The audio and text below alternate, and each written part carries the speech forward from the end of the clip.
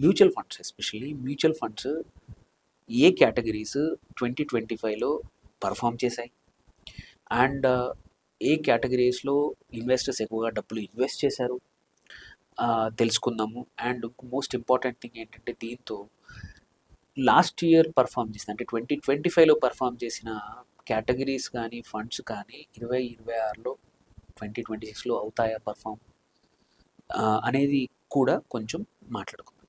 To start with చూసుకుంటే, ఈ year నెగిటివ్గా స్టార్ట్ అయింది. లాస్ట్ ఇయర్ సెప్టెంబర్ నుంచి మార్కెట్స్ డౌన్ సైకిల్కి వెళ్ళిపోయాయి అండ్ డిసెంబర్ కూడా టర్బులెంట్గా ఉండింది, జనవరి కూడా బాగుండలేదు.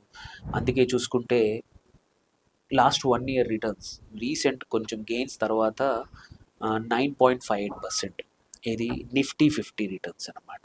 సో నిఫ్టీయే 9.5% వరకు ఇచ్చింది. ఇందులో కూడా ఏంటంటే ఇది లార్జ్ క్యాప్ ఫండ్స్ మాత్రమే, అదే మిడ్ అండ్ స్మాల్ క్యాప్ ఇండెక్స్లు మాత్రం ఇంకా అంత బాగా పర్ఫామ్ చేయలేదు లాస్ట్ 1 ఇయర్.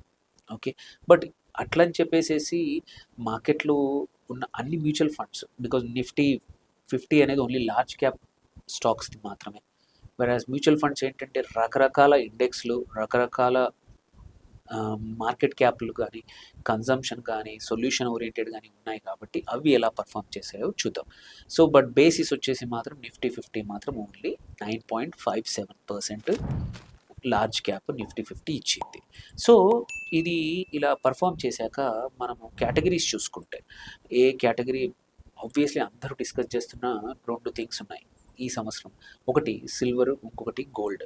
ఇవి అమేజింగ్ అంటే అమేజింగ్ రిటర్న్స్ ఇచ్చాయి. లాస్ట్ 1 ఇయర్ నుంచి 150% వరకు పెరిగాయి.